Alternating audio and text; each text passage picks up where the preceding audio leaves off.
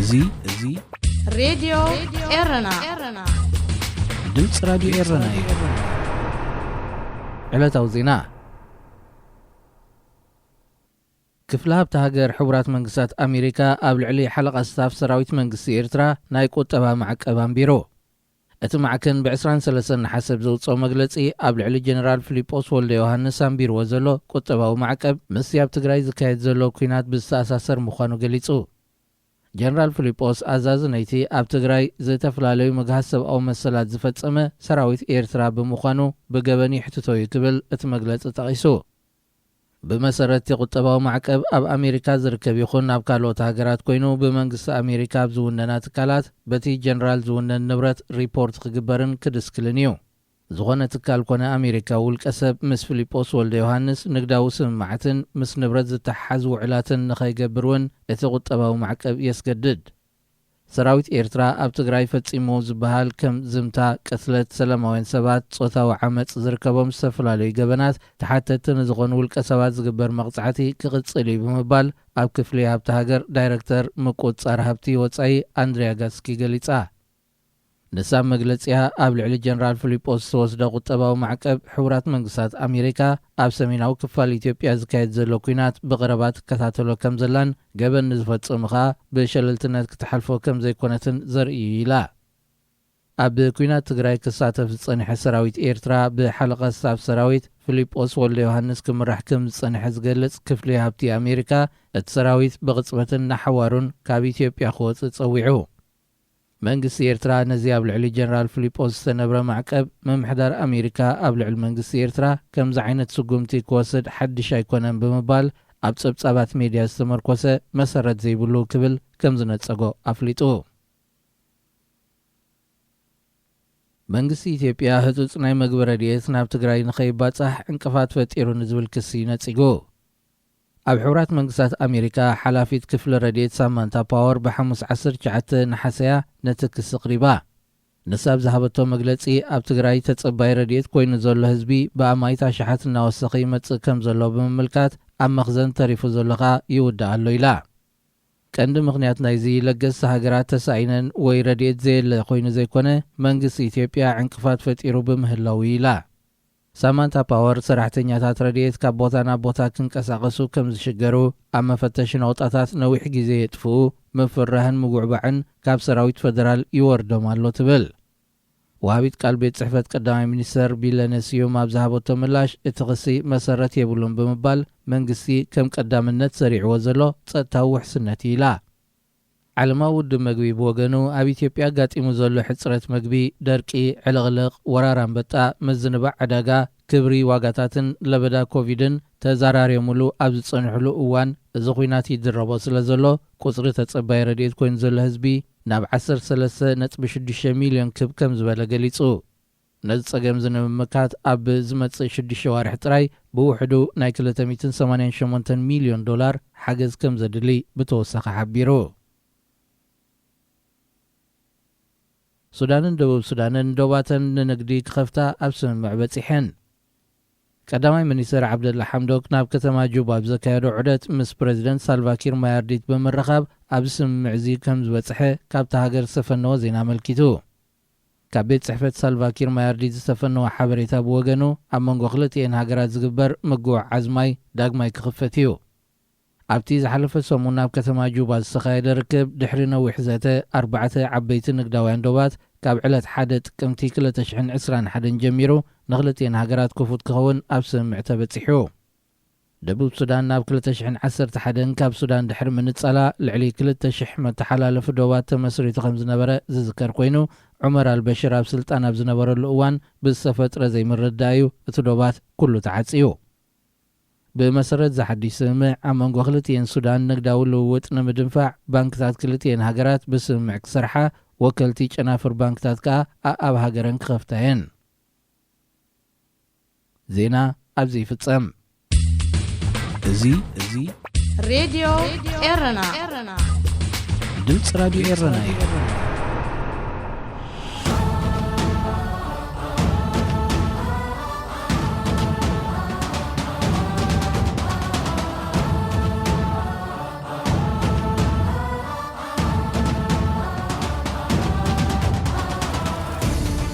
سلام كمي تغنيو زغبركنن زغبركم النافكرت سبورت أبناي لومي سولس 24 نحاسة 2021 سومناوي ناي سبورت مدبنا نزعبا علي تاونت أبقر الدم بشكلتا كندسسينا كم وترون مكتالكم بغبر نعدم سبورت فغرن مفاغرنيو سبورت والكسب مسؤول كسب كلب مس كلب جزاوت مس جزاوتي عد مس عدي هاجر مس هاجر أبرئ مفقرو بحفشا نقلبي ناي بركت زبولو نبرتي نايزا بلانيتنا سريقو أب حد عنكيل تأميرو نمخاد زخل حيل اللوا يغن مرزق بهال سبورت وصو ميتغا ميتدما زاربا فقريو مالت هيكونن أب سبورت كاف فقر حليفو بوزو حيكونن دا أمبر أمانغو بيتسب سبورت بزفتر سبورتاوي متلاغات قونسي باسن عقرقرن يقات ميوم نزي سبورتاوي سنة مقبارات كايدي زاتحز حق سلازلو اتحق دما نخلو معرس لزخونة اتزعبا بوزحات كرهيبكا ززربولو قدا يكونن أبزو وانزي نتي فقري زحلاقتو مثل سبورت زدون كالق قونت أو زيكونة تحسات حقيقن كاب جيزي ناب جيزي إنا بركتا يخيد الرألو زي سبورتاوي سنة مقبار زي كاب أكلاو مهرمتين لعلي زحمم تحسات حق خوينو قداي عليت النتيو أبزي معبول زمن زي أب أوروبا أب عود سبورت عليتاو دلو عليتاو تصرفي عليتاو متقعتن كالق مزيوم زتححزو قدات بترقاقا مزرأيو كوان تغنو بشللت النت سلزحلوفون كتسع زغونة ترير سقومتي سلزي وصدلو منجن إذا تساقمزي نتسعدو زي كونو سبورتاوين الشخو تشكا خوين وميركب أبزوان حموش إيرتراوين تقدادمتي بورلد تور تيم مزفلتا عبيت كلابات قردم بشكلة عالم تترنفهم يركبو كالوت مس برو كونتيننتالن كونتيننتال تيم استحقفو إيرتراوين تقدادمتون اللو قطريا بسفلالي اوانات ماليا بسفلاليا كاب كونتيننتال كساب وورلد تيم زرقا حقان تاتات لبسهم زتصاوتون أبزوان زغا كورشوم سقيلهم زركبون إيرتراوين تقدادمتون وحدات يكونون زم كلهم تقدادمتي أبز درجة زنخبصحو بزح مسنخلاتيهم ساقيرومن زساقرو زلون قال كابز عنكفاتات زي بقدام النزل تكاس فيزان مركاب زلو تساقمن أفريقاوين تقدادمتي مع رغالو تقدادمتي أبكندي ببقعتهم تقمقمهم بقانتاتات وورلد تور زحقفو بحبر قرباتهم زقبرلهم علي تاقياد الونيوم أفريقاوين يخنو كالو تسلمتي تقدادمتي نزم السنخلات زي أمكينهم أبود الدراب زغربلو بمقدادمتهم علي تاو تصرفي ويمتكعتي كم زوردم يقلت نابلنت بشمون تحمله كلتشحن 15 ناب رابعي مدرخ زور أوستريا تولادي بيلاروس برانيسلاو سامويلاو قبل عليا بتيوان مس كلب MTN كوبيكا خوينو زقدادم زنبره إيرتراويناتنا البرهانه كاب قدمي تعالى أنتا بمبال نحبر قرباتو زنائس علي تاو تصرف زنيبولوم أبز حلف ورحي حملة أبو ددر كرونومتر أولمبيك طوكيو 2020 دايركتور سبورت جرمن باتريك مونستر تقدى دامي نكياس آرندتي كدمي يونز تبقسو إيرتراو مانيل قبر اكزابيرن الجيراوي عز الدين لاقابن نخر كبوم يتابع اللبز نبر أوان نزم سحاب تقمل أركبوم إلو علي توقالات تقيمون ناج أدرن كله تسميعوم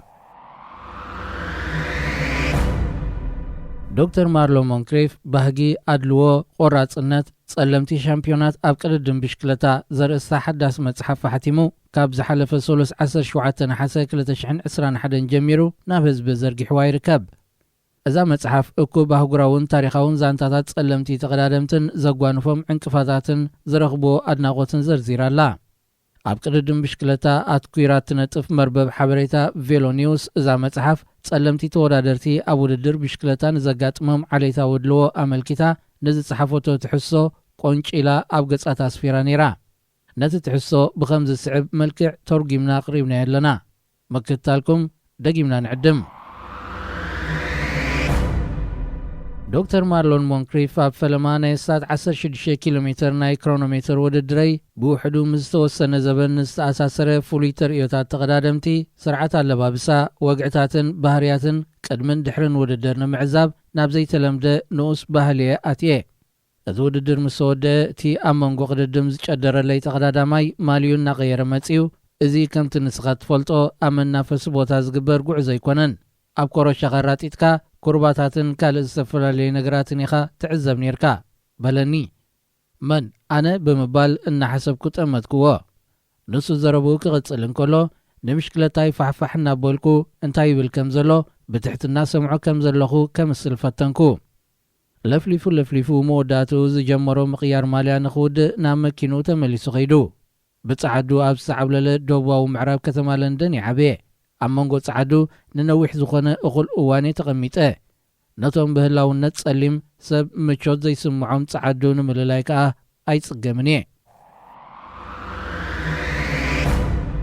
3 ግዜ ሻምፒዮን ቅድድም ብሽክለታ ብሪጣንያ ዝኾነ ማውሪስ ቡተርን ኣብ ፈለማ ናይ ቅድድም ብሽክለታ ተመክሩ ምስ ቦኽሪ ክለቡ ተመሳሳሊ ሻድሻይ ህዋስ ነይርዎ ቡርተን ኣነ ኣባል ክለብ ቬሎ ለንደናውያን ነይረ ኣብዚ እዋን እዚ ብዙሓት ጸለምቲ ኣባላት ኣለዉ ኢለ ግምት ናብቲ ክለብ ኣብ ዝኣተኽሉ እዋን ግን ኣነ ጥራየ ጸሊም ነይረ ምስ ገለ ካባቶም ሓቢረ ብሽክለታ ዝውር ነይረ ኣብ መንጎኦም ደሓን ዝኾኑ ሰባት ነይሮም ሓደ መዓልቲ ዝክር ምስ ገለ ውሑዳት ሓቢረ ብብሽክለታ ንጉዕዞ ወፅየ ኣብ ሕቖኦም ኮይነ ምስኦም ከባቢ 95 ኪሎ ሜትር ተጓዒዘ ክነሰይ ብፍጹም ኣየዘራረቡንን ምናልባት ብምኽንያት ሕብሪ ቁርበተዮም ዘየዕለሉኒ ይሓስብ ብምባል ተመክሩ የካፍል ናይ ማውሪስ ጦብላሕታ 10 እዋናት ቻምፒዮን ሕቡራት መንግስታት ኣሜሪካ ዝኾነ ራህሳን ባህቲ ኣብ ገለ ናይ ፈለማ ክለባቱ ምስ ዘጓነፎ ንጸረ ጸለምቲ ዝምልከት ተመክሮ ዝሰማማዕ እዩ ንሱ ምስ ዘይፈትውኒ ማዮም ዝሰተዩ እኹላት ሰባት ልምምድ ገብር ነይረ ዘይመፍተውዮም ምኽንያት ከዓ ሓደ ሕብሪ ቁርበተይ ክኸውን እንከሎ ካልኣይ ከዓ ኣነ ካብኦም ስለ ዝበልጽ እዩ ሓደ በርባዕታት ዝርከብ ጻዕዳ ሰብኣይ ከም ቆልዓ ካብ ብሽክለታ ንኽወርድ ነጊሩኒ ብምባል የዘንቱ ኣቐዲሙ ቀሪቡ ከም ዘሎ ኣብ ቅድድም ብሽክለታ ምስ መወዳድርትኻ ዘይሳነ ሕብሪ ቁርበት ስለ ዘለካ ጥራይ ብጻዓዱ ምናልባት ባእሲ ጽልእን ዋላ እውን ኣካላዊ ጎነፅን ከጋጥመኒ ይኽእል እዩ ዝብል ቀጥታዊ ሓሳባት ሒዝካ መዓልታዊ ካብ ድቃስ ምብርባር ሜጀር ቴይለር ኣብ መወዳታ መበል 19 ክፍለ ዘመንን ፈለማ መበል 20 ክፍለ ዘመንን ናይ ቅድድም ዘበኑ ዝሓለፎ ዝነበረ ክውንነት እዩ ኣብ ቅድድም ብሽክለታ ቀጥታዊ ዓሌትነት ኣንጻር ጸለምቲ ተቐዳደምቲ ክሳብ ክንደይ መጠን ቀጺሉ ማውሪስ ቡርተን ወሲኹ ጻዓዱ መቐዳድምቱ ጆይ ክሎቪስ ንዝተባህለ ጸሊም ተቐዳዳማይ ዓርኩ ብድሕሪ ኣብ ክሪስታል ፓላስ ዝነበረ ውድድር ብኸመይ ካብ ተዓዘብቲ ተኸዊሎም ከም ዝቕጥቅጥዎ ዕሊሎኒ ኣብ መንጎኦም ከም ዝቕጥዕ ተመሳሳሊ ተላዒሉ ክልተ ኸቦም ንጆይ ክሎቪስ ክሕዝዎን ከለዉ ሳልሳዮም ድማ ኣካላዊ መጥቃዕቲ ውሪድሉ ኣነብኡ ይነበርኩን እንተ ዝነብር ግን ካልእ ነገር ምኾነ ነይሩ ብሓቂ ምርኣዩኒ ነይሮም ይብል እዚ ኣብ ሰብዓታት ዝኾነ እዩ ግን ሎምኸ ማውሪስ ምስ ኣብ ክለብ ብሽክለታ ዴቨር ደቂ ማሕበር ዝኾኑ ዝበዝሑ ጸለምቲ ዕርኽቱ ኣብ ውድድር ጽርግያ ሻምፒዮን ጁኒየር ዓለም 2012 ይሳተፍ ንዝነበረ ወዱ ጀርማይን ቡርተን ንምዕዛብ ኣብ ዝገሸሉ ብዓሌታዊ ባህርያት ሰበስልጣን ማሕበር ቅድድም ብሽክለታ ወይ ከዓ UCI ሰንቢዱ እዩ ንሱ ነጉጅለና ትኸውን 20 ሰባት እተሳፍር ኣውቶቡስ ተኻሪናይና ናብኦም ሪሕና እቶም ሰብ መዚ ዝገበርዎ ብፍጹም ኣይርስዑን እየ ምስ ረኣዩና ክስሕቁ ብዛዕባ ህባይ ክዛረቡን ጀሚሮም ናይ UCI ልብሲ ለቢሶም ኣብ ከባቢ መድረኽ ሽልማት ኮይኖም ከምዚ ዓይነት ተግባራት ክፍጽሙ ካብ ስርዓት ዝወፀዩ ነይሩ ስእሎም ኣለኒ ኣብዚ ግዜን ዕድመን ኣብ ስፖርት ክህልው ኣይግብኦምን እዩ ብምባል ብምረት ይዛረብ ንሻምፒዮን ቅጽበታዊ ውድድር ጁኒየር ዓለም 2019 ፈረንሳዊት ማሪክ ዲቪን ኮዋሜታኪን እውን ብኽፍኣት ዓሌትነት ንምንኣሳ በጻዓዱ ፈተነታት ተኻይዱ እዩ ማሪ ጓል 11 ዓመት ከለኹ ኩለን ዘዋታት ፈረንሳ ኣብ ኩሉ ምድብ ብክልተ ንኡሳት ተቐዳደምቲ ተወኪለን ብሓባር ኣብ ዝቀዳደማሉ ውድድር ትሮፊ ደ ፍራንስ ደ ጀን ሲክሊስት ተኻፊለ ነይረ ምስ ኣይቮሪኮስ ዝመበቆላ ቆመና ማሓዛይ ዮሪስ ኢናፖጉየ ተሰሊፈ ንሕና ጥራይና ጸለምቲ ተቐዳደምቲ ነርና ብኻልኦት ቆልዑ ምስ ተኸበብና ኣህባይ እናበሉ ጸዊዖምናን ባናና ክንበልዕ ነጊሮምናን እዚ ባህርያት እዚ ኣብ ቅድምቶም ገለ ዘይበልዎም ወለዶም እዩ ተንጸባሪቑ ናብ ስድራና ምስከድና እንታይ ክንገብር ከም እንኽእል ዓቕሚ ንውንን ኣብ ቅድድም ከነርእዮም ከም ዘለና ሓቢሮምና ኣብቲ እዋን ዓሌታውነት ምዃኑ ኣይተገንዘብኩን ነይረ ወረ ዝተፈለኹ ምዃነይ እውን ይርዳእኒ ነበረን ብድሕሪ ዝጸርፍታት እዚዩ ኣብ 11 ዓመት ዕድመይ ዓሌታውነት ከም ዝኾነ ተረዲኡኒ ትብል መራሒ ጋንታ ኣፍሪቃዊት ክለብ MTN ኩቤካ ዳግላስ ራይደር ኣብ ዙር ስፓኛ 2014 ተቐዳደምቱ ንሓደ ጸሊም ወዲ ጋንትኦም ኣብ ዓቐብ ናብ ቅድሚት ሸነኽ እክብቲ ጉጅለ ከም ጽቡብ ዝፈተንሉ ሓንቲ ካብ ዓበይቲ ጋንታታት ዓለም ዝኾነት ክለብ ኣቱም ሰባት እዚ ቦታኹም ኣይኮነን ናብ ዳሕርዋይ ሸነኽ ተመለሱ ኢላ ከም ዝጨደረትሎም ይዝክር ብሪጣንያዊ ፕሮፌሽናል ተቀዳዳማይን ኣሰልጣኒ ስኮትላንድን ዝነበረ ማርክ ማካት ተመሳሳሊ ዝኽሪ ኣለዎ። ኣብ ቤልጅየም ዋላ ኣብ ኔዘርላንድ ሳብ ዝተወዳደር ኩሉ ካብ ሓደ ወይ ክልተ ኔዘርላንዳውያን ዓሌታዊ ዓመፅ ከም ዘጓነፈኒ ትዝብለኒ። እቲ ምኽንያት ድማ ቅድሚ ሕጂ ኣብ ጎኒ ጻዕዳ ዘይኮነ ተቀዳዳማይ ተወዳዲሮም ስለ ዘይፈልጡ እዩ ዝመስለኒ ኢሉ። ጸሊም ደቡብ ኣፍሪቃዊ ተቀዳዳማይ ኒኮላስ ድላሚኒ ብዛዕባ ኣብ ዓባይ ጉጅለ ወይ ከዓ ፔሎቶን ንጸለምቲ ተቀዳደምቲ ዝወርዶም ዓሌታዊ ምክልባት ተዛሪቡ ነይሩ። ሓቂኡ ኣብ ፔሎቶን ብርክት ዝበለ ዓሌታዊ ክስተት ኣሎ። ንኣፍሪቃውያን ተቀዳደምቲ ክጓንፎም ርኢ ኣለኹ። ንተቀዳዳማይ ክለብ ኮፊዲስ ናትናኤል ብርሃነ ከጋጥመውን ተዓዚበ ኣለኹ።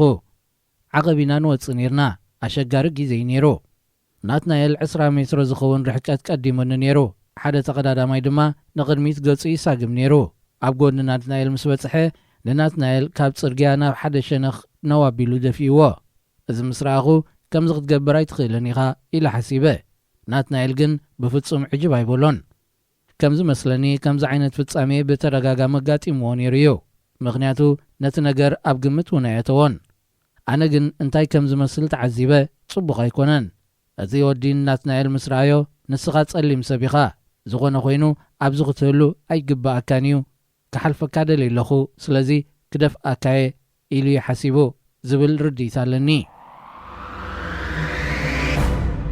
ኣብ ፕሮግራም ዕቤት ኦሎምፒክ ቅድድም ብሽክለታ ብሪጣንያ ክኢላ ቅጽበታዊ ውድድር ትራክ ዝነበረ ክርስቲያን ላይት ንተመክሮ ቅድድም ብሽክለታ ብሪጣንያ ከም ንዕኡ ዘይግባእ ኣብ ልዕሊኡ ዝተስገደደ ጌሩ እዩ ዝርዮ። ንሱ ንክልተ ዓመታት ምስ ተውህቦ ዘለዎም ጉጅለ ወይ ጋንታ እየ ነይረ። ብድሕሪኡ ናብ ፕሮግራም ዕቤት ኦሎምፒክ ሰጊረ። ኣብቲ እዋን ከማይ ዝበሉ ተቐዳደምቲ ይነበሩን። ተረዲእካ ኣሎ። ተመሳሳሊ ዓሌታዊ መንነት ብዛዕቡ ብመጠኑ ሕቶ ተሰላስል ኢኻ። ኣብ ቅድድም ብሽክለታ ብሪጣንያ ከለኹ ገለ ናይ ማሕበራውን ሓድሕዳዊ ርክብን ዕንቅፋታት ዝነበረን መስለኒ። ሰባት ድሮ ከም ጓናይ ዝርዩኒ ዝነበሩ ኮይኑ ይስማዓኒ። ማለት ካብቶም ካልኦት ኣብ ተውህቦ ዘለዎም ጉጅለ ዝነበሩ ጸዓዱ ብዝተፈለየ መገዲ። እዚ ትርጉም ዝህብ እንተደኣ ኮይኑ ንዕኡ ዝበቅዕ ገጽ ኣይነበረንን። ዝበዝሑ ኣብቲ ግዜ ምስታ ጉጅለ ዝነበሩ ሰባት ጥቡቕ ዕርክነት ዝነበሮም እዮም። ኣነ ኸኣ ምስኦም ዝኸይድ ወይ ዝሰማማዕ ኣይነበርኩን ብምባል ንዘሕለፎ ህይወት ይዕልል።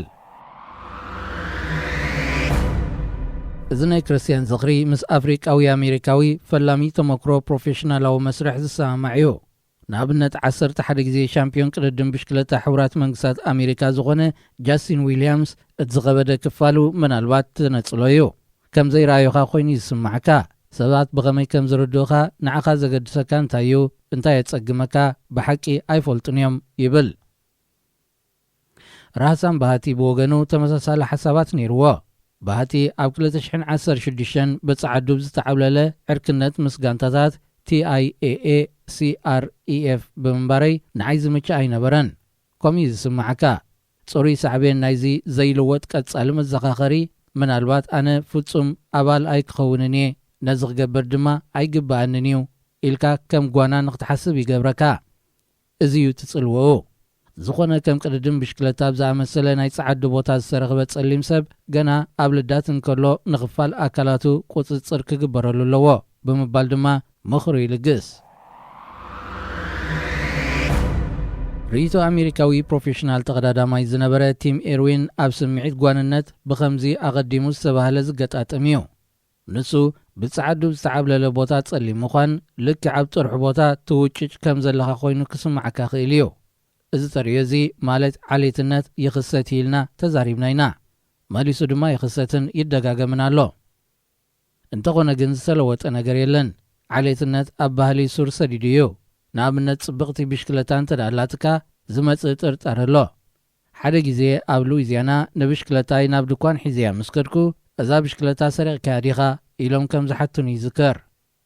ብማእከላይ ገምጋም ጸዓዱ ብዙሕ ግዜ ኣብ ድኳናት ትሑት ግምት ይወሃቦም እዩ።